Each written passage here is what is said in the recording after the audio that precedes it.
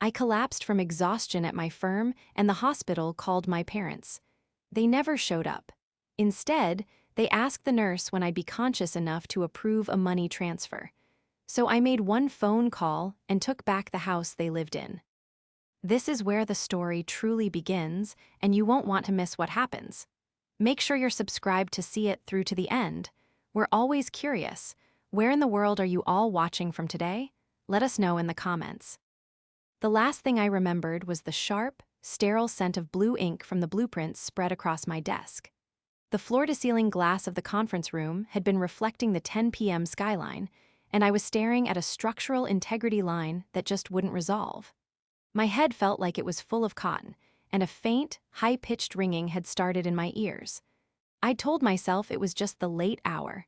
I'd been telling myself that for 6 months. The next thing I saw was a different kind of sterile. Acoustical ceiling tiles, a soft beeping I recognized as a heart monitor, and the antiseptic smell of a hospital. "Ms. Ellison, Alara, can you hear me?" A kind-faced nurse was leaning over me, her voice gentle. "You're at St. Jude's. You collapsed at your office. Your colleague, Chloe, found you. You're severely dehydrated and suffering from extreme exhaustion." I tried to nod, but even that small movement felt like lifting lead. My throat was sandpaper. "My parents," I rasped. Did you call them?" The nurse's expression tightened, just for a second, but it was long enough for me to see it. It was a look of professional pity, one I'd never had directed at me before. "We did, dear," she said, her hands busy checking the IV drip in my arm. "They're listed as your emergency contact. We spoke with your mother." A wave of relief, so powerful it almost made me dizzy again, washed over me. They would be here.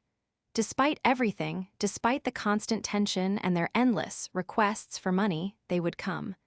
My mother would fuss, my father would stand awkwardly by the door, but they would be here. Are they on their way?" The nurse paused. She looked at her chart, then back at me. Her kindness was still there, but it was now mixed with something else.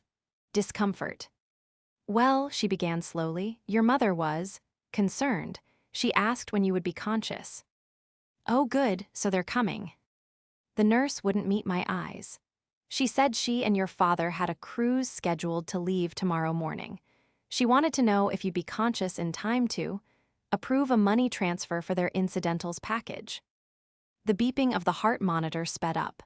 I stared at her, certain I had misheard. But the nurse's pained expression confirmed it. They weren't coming. They weren't worried. They were annoyed. My collapse was an inconvenience to their vacation plans. The betrayal was worse than the diagnosis itself. I lay there for what felt like hours, the nurse's words replaying in my mind. A transfer for an incidentals package. I was in a hospital bed, hooked up to fluids, my body finally screaming, "Stop," after years of abuse, and their first thought was a cruise. The door creaked open, and I tensed, half expecting my mother to appear, her face a mask of annoyed impatience. Instead, Chloe's frantic, pale face poked around the corner. "Oh, thank God," she breathed, rushing to my bedside. Her designer coat was thrown haphazardly over her arm, and her eyes were red. "Illyra, you scared me to death. I found you," I thought. She grabbed my hand, her own ice cold. "I've been in the waiting room for hours. They finally let me in. What did the doctor say? Are you okay?" I tried to smile, but my lips just trembled. "Exhaustion," I whispered. "Dehydration, the usual for our line of work, I guess, just a bigger warning." "A bigger warning?" Chloe scoffed, but her voice was thick with concern. "You were unconscious for 20 minutes, Illyra. That's not the usual. I'm calling HR. You're taking a minimum of 2 weeks off, and I won't hear a word about the Morrison project." Her loyalty was so pure, so immediate, it brought tears to my eyes. This was what a support system looked like, not a transaction. My hospital phone rang, jarring the quiet room. Chloe glanced at the caller ID. "It's Meredith." "My mother," I said, my voice flat. I nodded for Chloe to pick up and put it on speaker. "Illyra," my mother's voice snapped, no hello, no how are you. The nurse was incredibly unhelpful. "Now, I know you're..." unwell, but your father and I need you to handle this transfer before we leave. The cruise line won't hold the booking." Chloe's jaw dropped. She looked at me, horrified, her hand still clutching mine. "I'm in the hospital, Mom," I said, my voice barely audible.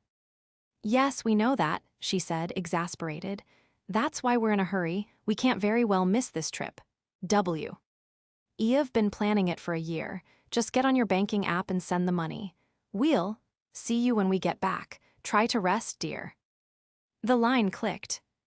Chloe was speechless. I just closed my eyes. The coldness was absolute. It was the last straw on a pile that had been growing for 30 years. I squeezed Chloe's hand. "Chloe," I whispered, "can you hand me my cell phone and find the number for my lawyer?" A cold, hard resolve was settling where the shock had been. They had forgotten one crucial thing. My parents, Meredith and David, had always operated on a different frequency from the rest of the world. They lived in a bubble of perceived upper-middle-class comfort, one that I, their only child and senior architect at a top-tier firm, had been single-handedly inflating for the past 7 years. I was the responsible one, the talented one, the good daughter.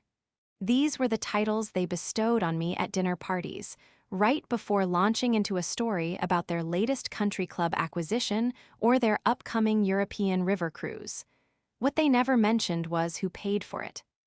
From the moment I got my first significant bonus, the requests began. They were small at first. "Just to tide us over," my father, David, would murmur, always playing the reluctant, henpecked husband. Then came my mother, Meredith, with her surgical precision. She was a woman who had never worked a day in her life but dressed in designer labels she bought on consignment, projecting an air of old money she absolutely did not possess. "Elara, darling," she'd say, "your father is so stressed. The club fees are simply astronomical. A little help." A little help turned into their car payments, then their mortgage, and finally, 3 years ago, the house. It was a beautiful, 4-bedroom suburban home with a wraparound porch. "It's our dream, Elara," Meredith had cried, "but the bank just won't be reasonable." I was tired of the stress of their constant financial emergencies, so I bought it. I put the down payment down and my name, and only my name, went on the title. I told them it was an investment property that they could live in rent-free. It was a lie to save my own pride. In truth, it was a gift. I paid the mortgage, the property taxes, and the utilities, all while they boasted to their friends about their lovely home. Their calls, once weekly, became daily. Not to ask how I was, but to check in, a flimsy excuse to list their latest perceived needs. They were polished, charming to outsiders, but to me, they were a black hole of need. My success wasn't a source of pride for them, it was a resource to be tapped. And I had let them. I'd worked 60, then 70, then 80-hour weeks, not just for my career, but to fund their illusion. My collapse wasn't just from work. It was from the crushing weight of their entitlement. Lying in that hospital bed, the sterile silence broken only by the steady beep of the monitor, something inside me finally fractured. The years of resentment, of biting my tongue, of transferring money at 2 a.m. just to make the phone calls stop. It all solidified from a murky pool of guilt into a diamond-hard point of clarity. I was done. Chloe, bless her, had immediately understood. She'd gone from concerned friend to protective dragon in a split second. "What do you need, Elara?" she asked, her voice low and serious. "Anything, I'll make the calls." "First," I said, my own voice sounding stronger than I felt, "go to the nurse's station. I need to change my emergency contact. Effective immediately. It's you." Chloe nodded, her eyes fierce, and left. I picked up my phone. My fingers, still trembling slightly, dialed the number I knew by heart. My lawyer. "Sarah, it's Elara Ellison. I'm fine, I'm at St. Jude's, but I'll be fine. Listen, I need to make a change, a big one." I explained the situation. I didn't need to add emotional context. Sarah was sharp. She'd handled my professional contracts for years and had been the one to set up the purchase of the house. "I want to sell the house, Sarah," I said. There was a pause on the line. "The one your parents are in?" "The very one." Okay, she said, all business. The title is solely in your name. It's clean. There are no spousal or tenant agreements in place. You've been paying all taxes and the mortgage. Legally, you can list it today. Good, I said, a grim satisfaction settling in. I want to, as soon as possible. This will be messy, Alara. They'll have to be served a notice to vacate. Given that they're family, it will get ugly. It's already ugly, I replied, thinking of the cruise. They're not my emergency contact anymore, Sarah. As far as I'm concerned, they're just tenants who have overstayed their welcome. Send whatever notice you need to. I want them out. I'll have a courier deliver the official notice to them tomorrow, Sarah said. And I'll email you the brokerage agreements too. Sign electronically. Ilara, are you sure? I looked at the IV in my arm. I thought of the blueprints on my desk. I thought of my mother's voice, not asking if I was alive, but if I could pay for her champagne. I've never been more sure of anything. I hung up the phone, and for the first time in days, I took a deep, steadying breath. The trap was set. I was discharged 2 days later with strict orders for a minimum of 1 month of bed rest. Chloe, acting as my self-appointed guardian, drove me home to my quiet, blessedly empty apartment, stocked my fridge, and confiscated my work laptop. Not a word, she ordered, until you look like you haven't just been exhumed. I'll handle the partners. I was too weak to argue. I spent the next 3 days sleeping, sipping broth, and ignoring the barrage of increasingly frantic, angry texts from my parents. The transfer for the cruise had never come, and they had apparently been forced to cancel, incurring a hefty fee. Where are you? Your phone is going straight to voicemail. This is unacceptable, Ilara. You cost us our deposit. You had better have a very good explanation for this. On the 4th day, just as I was starting to feel human again, my apartment buzzer shrieked, loud and insistent. I ignored it. Then, a key scraped in my lock. My blood ran cold. I'd given them an emergency key years ago. Before I could even stand up, my front door slammed open and my parents stormed in. They did not look concerned. They looked furious. There you are, my mother, Meredith, snapped. She was dressed for a luncheon, all pearls and judgment. My father, David, hovered behind her, wringing his hands, his face fixed in its usual mask of weak disapproval. What on earth is wrong with you? Meredith demanded. We had to cancel the cruise. Do you know how humiliating that was, to call the travel agent and... I was in the hospital, Mom, I said. My voice was quiet, but it cut through her tirade like a knife. We know that, David interjected, finding his voice. But you're clearly fine now, a bit of rest. You're young, but to just ignore us, after all we've done for you. All you've done for me, I repeated, incredulous. We supported your career, Meredith said, gesturing around my apartment as if it were proof. We've always been your biggest cheerleaders, and this is how you repay us. By costing us thousands of dollars, you left us high and dry, Ilara. You didn't come, I said, the words heavy and cold. I collapsed. I was taken to the emergency room, and you didn't come. We had plans, Meredith shrieked, her composure finally cracking. You can't expect us to drop everything for a little. Dizzy spell, you're an adult. You're supposed to be taking care of us. The sheer, unvarnished entitlement of that statement hung in the air. This wasn't a misunderstanding. This was who they were. I have the call logs, I said, my voice dangerously calm. From the hospital. The nurse I spoke to, Nurse Patel, was kind enough to print them for me. The ones where you didn't ask if I was okay. The ones where you asked for money. My father had the grace to look ashamed, his eyes darting to the floor. But my mother, Meredith, simply doubled down. And what of it? She sniffed, crossing her arms. We knew you'd be fine. You're always fine. You're strong. But our plans were time-sensitive. You have no idea the pressure we've been under. Pressure, I repeated flatly. The pressure of what? Deciding which restaurant to eat at, which deck on the cruise ship to sunbathe on. That's the pressure I've been paying to relieve you of for 7 years. Don't you dare take that tone, David snapped, his shame instantly replaced by defensive anger. We are your parents, we are entitled to be comfortable in our old age, you owe us that. Oh, you? I pushed myself up from the sofa, still weak but fueled by a righteous, glacial rage. I've given you everything. I've worked myself into a hospital bed to pay for your comfort. And in return, you couldn't even be bothered to see if I was alive. You're being dramatic, Meredith said with a wave of her hand. Now, we're willing to overlook this. Temporary lapse in your judgment, but you will reimburse us for the lost deposit, and we'll need an advance for next month's allowance. We're booking a new trip for the spring. The audacity of it. They weren't just users, they were parasites, completely convinced of their right to feed on their host. They were so wrapped up in their own entitlement that they couldn't see the cliff they were standing on. My phone, lying on the coffee table, buzzed. It was an email from Sarah, my lawyer.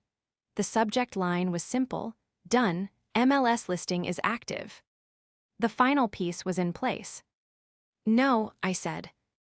Meredith's painted-on smile froze. What did you say?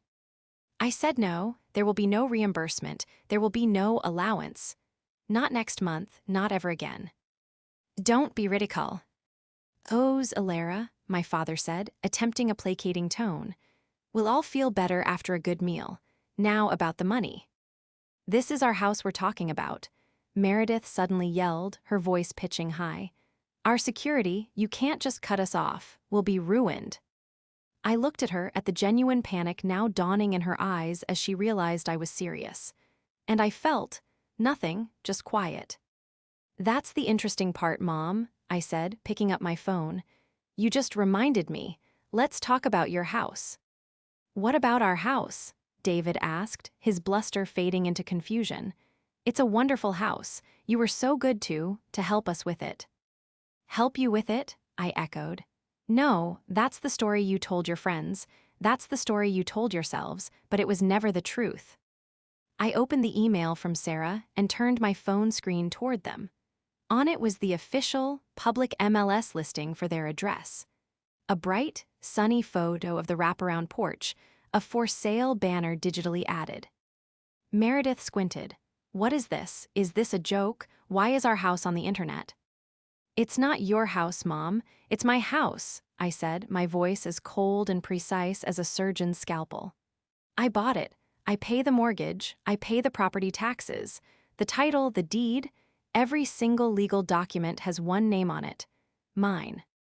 The color drained from my mother's face. My father looked like he'd been punched. You wouldn't, David stammered, shaking his head. I did, I said. This morning. It's listed for $850,000. It's a seller's market. Sarah thinks we'll have offers by the weekend. We live there, Meredith shrieked, her voice cracking. You can't, that's our home. No, I said, standing to my full height, though I had to grip the back of the sofa to steady myself.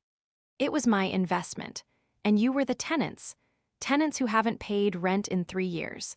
Tenants who, when their landlady was in the hospital, called to demand money for a cruise. I walked over to my desk and picked up a crisp white envelope. This is for you. It was delivered to your address yesterday, but I figured you'd be here before you checked the mail. It's from my lawyer. It's a formal notice to vacate. You have 30 days. My mother lunged for the paper and ripped it open. She read it, her hands shaking so violently the paper rattled. Then she looked at me, her eyes no longer filled with entitlement, but with a new, unfamiliar emotion, pure, unadulterated terror. 30 days, she whispered. Alara, no, you can't. Where will we go? We have nothing. You should have thought of that, I said, walking to my front door and opening it wide. You should have thought of that when you were booking your cruise. You should have thought of that when you let your daughter work herself into collapse. You have 30 days to get your things out of my house. Now, get out of my apartment. They stared, dumbfounded. Then, with no more threats left to make, they shambled out the door. The 30 days were a storm. They called, they texted, they sent relatives I hadn't spoken to in a decade to try and talk sense into me. I blocked them all. My lawyer handled the eviction. My friend Chloe handled me, bringing over food, forcing me to watch terrible movies, and reminding me that I had done the only thing I could do. The house, as Sarah predicted, sold in 6 days, well over the asking price. After the mortgage was cleared and capital gains were paid, a very significant, life-changing sum of money was wired to my bank account. My parents, I learned through the grapevine, were forced to move into a tiny, 2-bedroom rental apartment on the other side of town. Their friends from the country club evaporated the moment the money did. Their illusion was shattered, and all that was left was the two of them, trapped in a small space with nothing but their own bitterness. As for me, I finally took Chloe's advice. I walked into my firm, tendered my resignation, and packed a bag. The doctors had ordered a month of rest. I decided to take a year. The first check I wrote from the house money was to Chloe. It was a bonus, I told her, for being the only emergency contact I ever really had. The second check was for 2 one-way, first-class tickets to Florence. 6 months later, I was sitting at an outdoor cafe in a small, sun-drenched Italian piazza. I was 20 pounds heavier, my skin was tan, and I hadn't looked at a blueprint in half a year. I was sketching the fountain in front of me, just for fun. Chloe clinked her glass of wine against mine. To a full recovery, she smiled. And to smart investments, I replied, smiling back. My phone buzzed. It was an unknown number, but I knew who it was. I looked at the screen for a moment, then declined the call and blocked the number. I took a sip of my wine, turned my face to the warm Italian sun, and felt, for the first time in my entire adult life, completely and utterly free.